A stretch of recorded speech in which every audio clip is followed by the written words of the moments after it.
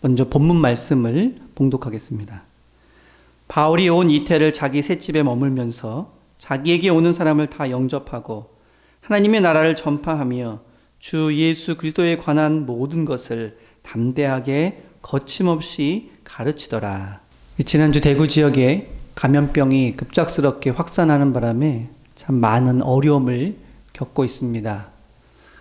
특별히 주일을 맞이해서 예배를 드려야 한 많은 교회들이 가정 예배로 대체하거나 또 인터넷을 통해서 예배를 드린다고 하는데, 지금까지 겪어본 적이 없는 일들을 겪으면서 여러 가지 어려움을 토로하는 분들이 많이 계실 것입니다. 하나님의 말씀을 듣고 그 말씀 가운데 새로운 희망과 또 하나님의 위로를 얻으실 수 있기를 바랍니다. 오늘 본문은 사도행전의 마지막 단락이며 바울에 대한 마지막 언급입니다. 만약 이 사도행전이 바울에 대한 전기문이었다면 이 마지막 부분은 바울이 어떻게 세상을 떠나게 되었는지, 아니면 바울이 이렇게 살다가 이렇게 생을 마쳤다든지, 그 이후로 행복하게 오래 살았다든지 이런 식으로 마무리를 했을 텐데, 이 사도행전은 바울의 일생을 다룬다기보다는 이 사도행전의 주제에 맞게 바울이 어떻게 살아왔는지를 보여주고 있습니다. 사도행전은 땅끝까지 이르러 내 증인이 되리라 라는 주님의 말씀이 주제를 이루고 있습니다. 그래서 이 사도행전에 등장하는 많은 사도들과 초대교회 성도들은 땅끝까지 이르러 주의 복음을 전하는 그 일들을 어떻게 감당해 왔는지에 초점을 맞추어서 비춰주고 있습니다. 그리고 바울 또한 이러한 주제에 맞게 땅끝인 로마에서 어떻게 복음을 전했는지를 마지막 장면으로 비춰주고 있는 것입니다. 사실 당시 세계의 중심은 로마였습니다. 그런데 누가는 그 로마를 반대로 땅끝으로 묘사하고 있다고 하는 점이 매우 흥미롭습니다. 누가는 당시 사람들이 생각하고 있는 로마 중심의 세계관과는 달리 복음 중심의 세계관에 입각해서 말씀을 전하고 있습니다. 그리고 그러한 세계관에 따르면 로마는 이 세상의 중심이 아니라 복음과 가장 멀리 떨어져 있는 땅끝이었다는 것입니다. 그리고 그러한 땅끝까지 주의 복음이 전하는 것이 바울의 사명이었고, 지금 그 바울의 사명이 온전하게 잘 이루어지고 있다라고 보고를 하고 있습니다. 누가는 이 사도행전을 쓰면서 계속해서 로마 제국과 하나님의 나라를 대조 비교하고 있습니다.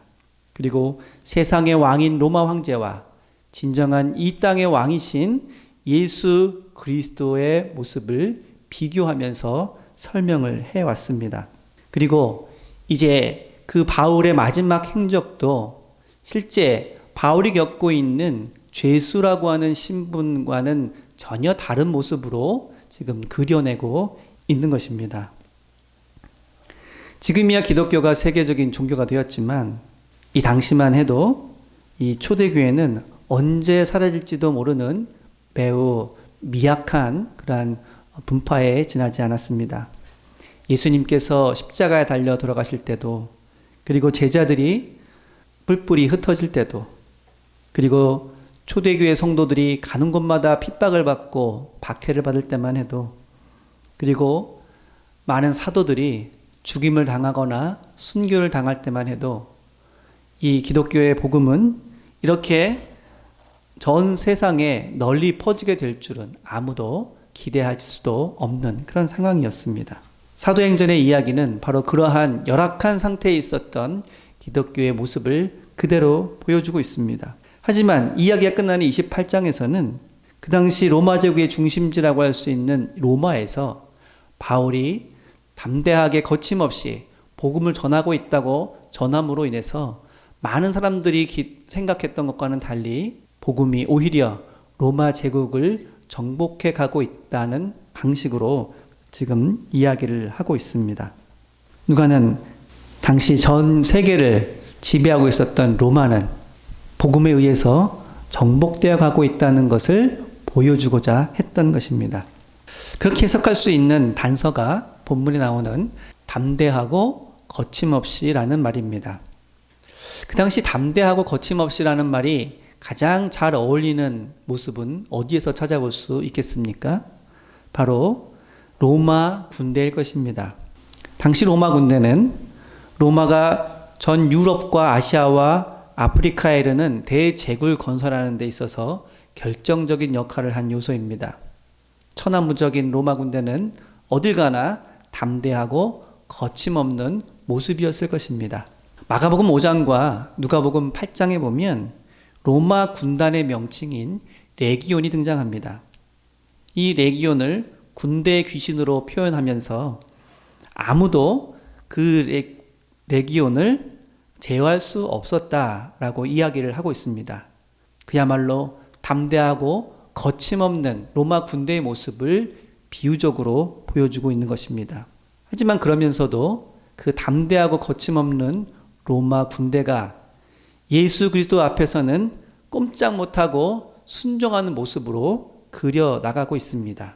이처럼 당시 로마 군대야말로 가장 담대하고 거침없는 모습이었지만 그러나 그조차도 예수님 앞에 굴복하는 모습을 보여줌으로 인해서 주님의 복음이 그보다 더 담대하고 거침없이 세상을 향해 나아가고 있다는 것을 지금 이야기하고 있는 것입니다. 마치 상관의 명령을 받은 군인이 담대하고 거침없이 돌격하는 것처럼 바울은 땅끝까지 이르러 내 증인이 되라는 예수님의 명령에 충실하게 따르며 그야말로 담대하고 거침없이 복음을 전하고 있는 것입니다. 이러한 바울의 모습 속에서는 그 어디에도 위축되거나 절망에 빠진 죄수로서의 모습을 찾아볼 수 없습니다.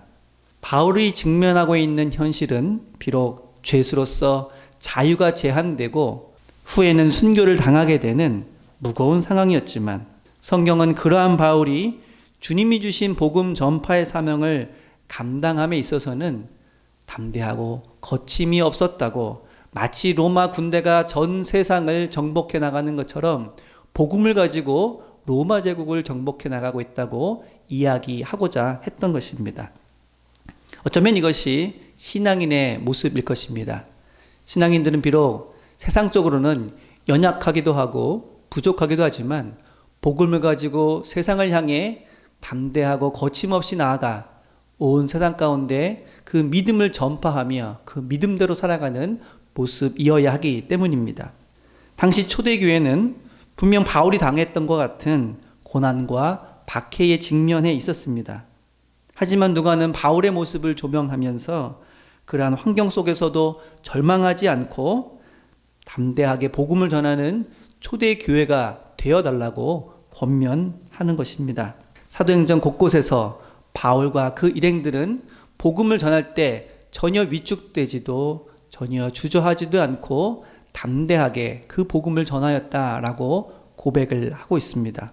이를 통해서 로마 제국은 무력으로 영토를 확장해 나갔지만 바울은 복음을 들고 세상 끝까지 나아갔다고 말하려는 것입니다. 바울은 비록 죄수의 신분으로 로마에 압송되어 구금되는 신세였지만 그에게는 두려움과 절망 대신 마치 승리자가 된 것처럼 개선장군이 된 것처럼 담대함으로 가득 차 있다는 것입니다. 그것은 현실을 외면한 그저 뜬구름을 잡는 것 같은 이야기가 아니었습니다. 왕중의 왕이신 주님께서 성령을 통하여 그에게 깨닫게 해주신 그 믿음의 확신이 있었기에 바울은 그러한 담대함을 갖출 수 있었던 것입니다. 바울은 사도행전 27장 24절과 25절에서 그와 같은 담대함이 하나님께로부터 말미암았다고 고백을 하고 있습니다. 바울아 두려워하지 말라. 내가 가이사 앞에 서야 하겠고 또 하나님께서 너와 함께 항해하는 자를 다 내게 주셨다 하였으니 나는 내게 말씀하신 그대로 되리라고 하나님을 믿노라. 바울의 담대함은 그 자신에게서부터 나온 것이 아니라는 것입니다. 바울은 하나님을 믿는 그 믿음으로 인해서 그와 같은 담대함을 갖추고 있었다고 고백하는 것입니다. 이러한 담대한 믿음이 여러분에게도 함께 하시기를 바랍니다. 바울의 편지를 보면 그와 같은 믿음의 담대함이 하나님께로부터 나왔다고 고백하는 장면이 등장합니다. 고린도후서 3장 12절에서 우리가 이 같은 소망이 있으므로 담대히 말하노니, 에베소 3장 12절에서도 우리가 그 안에서 그를 믿음으로 말미암아 담대함과 하나님께 당당히 나아감을 얻느니라. 빌립보서 1장 14절에서도 형제 중 다수가 나의 매임을 인하여 주 안에서 신뢰함으로 겁없이 하나님의 말씀을 더욱 담대히 말하게 되었느니라. 또 구약 성경에서도 하나님께서 하나님의 사람들에게 자주 하시는 말씀 중에 하나가 강하고 담대하라는 말씀입니다. 시편 31편 24절에서 보면 여호와를 바라는 너희들아 강하고 담대하라 라고 권면하고 있습니다. 여호수아 1장 9절에서도 내가 내게 명령한 것이 아니냐, 강하고 담대하라, 두려워하지 말며 놀라지 말라, 내가 어디로 가든지 내 하나님 여호와가 너와 함께 하느니라 하시니라. 신명기 31장 6절에서도 너희는 강하고 담대하라, 두려워하지 말라, 그들 앞에서 떨지 말라, 이는 내 하나님 여호와가 너와 함께 가시며 결코 너를 떠나지 아니하시며 버리지 아니하실 것임이라. 이처럼 신앙인의 모습 중 하나는 그 어떤 어려움과 그리고 박해와 절망 속에서도 담대함을 갖는 것입니다. 그런데 오늘날 우리 그리스도인들의 모습은 어떻습니까? 이러한 담대함이 우리 가운데 있는지 우리는 스스로에게 물어보아야 할 것입니다. 과거 신앙의 선조들은 여러 핍박과 박해 가운데에서 오히려 강하고 담대한 믿음으로 그러한 상황을 극복해 나갔습니다. 그러나 교회가 성장하고 신앙의 자유가 보장되면 될수록 그러한 믿음의 담대함은 점점 희박해지고 있다는 것을 우리는 교회사를 통해서 알게 됩니다.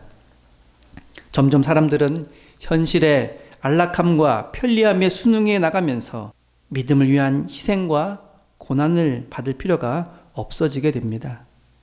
그리고 그럴수록 교회는 신앙적 담대함을 잃어버리고 말았습니다.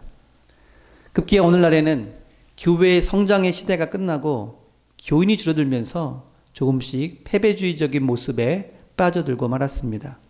할 수 있다, 하면 된다를 외치던 교회에서 이제는 해도 안 된다는 말을 더 많이 하고 있습니다. 실제 오늘날 여러 가지 지표와 통계는 쇠퇴해가는 교회의 모습을 적나라하게 보여주고 있습니다. 교회도 교인도 줄어가고 있고 교회의 사회적인 신뢰도도 떨어지고 있는 것이 현실입니다. 하지만 누가가 사도행전을 마치면서 초대교회가 당면하고 있는 핍박과 박해의 현실을 직시하면서도 거침없고 담대하게 복음을 전하는 바울의 마지막 모습을 제시했던 것처럼 오늘 우리가 아무리 힘들고 어려운 시대를 살고 있고 교회가 그러한 자신감을 잃어가는 시대에 살고 있다 하더라도 우리는 주님으로부터 믿음의 담대함을 덧입어야 할 것입니다. 우리는 그럼에도 불구하고 더욱 담대하고 거침없이 복음을 전하는 일에 나서야 할 줄로 믿습니다. 지난주 대구 지역에 급격히 확산된 감염병으로 인해서 많은 사람들이 충격에 빠져버렸습니다. 교회들도 주일 예배를 중단해야 하는 초유의 사태를 맞이하고 말았습니다. 이러한 사태가 얼마나 장기화될지 아무도 모르는 상황에서 걱정과 불안만 가중되고 있습니다.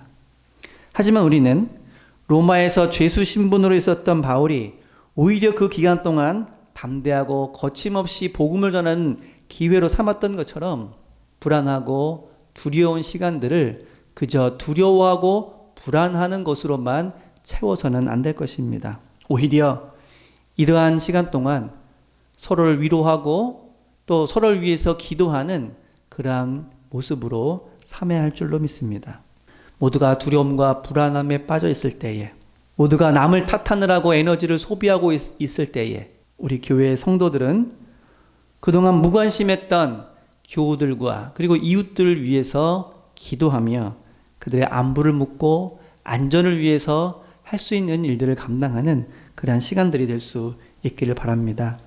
그동안 별로 친하지 않았던 사람들과도 혹시 거리감이 있었던 사람들과도 서로의 안전과 안부를 묻고 서로를 위해서 기도해 주며 또 서로에게 필요한 것들을 공급해 줄 수 있는 그러한 위로와 사랑의 손길을 서로 나눌 수 있는 그런 시간들이 될 수 있기를 바랍니다.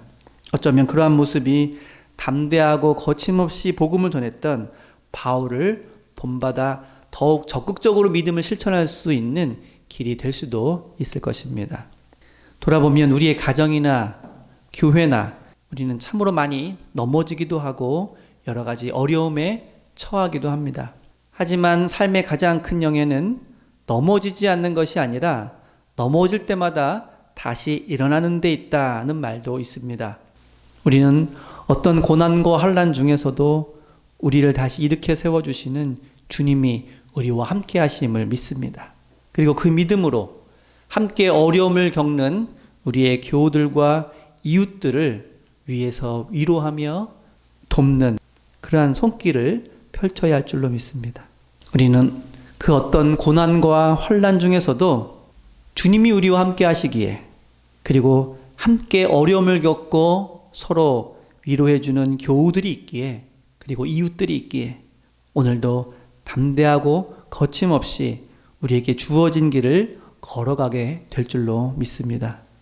교우들의 사랑과 관심과 위로가 서로에게 넘쳐날 수 있기를 바랍니다. 이웃들을 향한 우리의 손길이 더욱더 담대하고 거침없이 펼쳐질 수 있기를 바랍니다. 이를 통하여서 이 어려운 시간들이 기쁨과 감사의 시간으로 변화되게 될 줄로 믿습니다. 기도하겠습니다.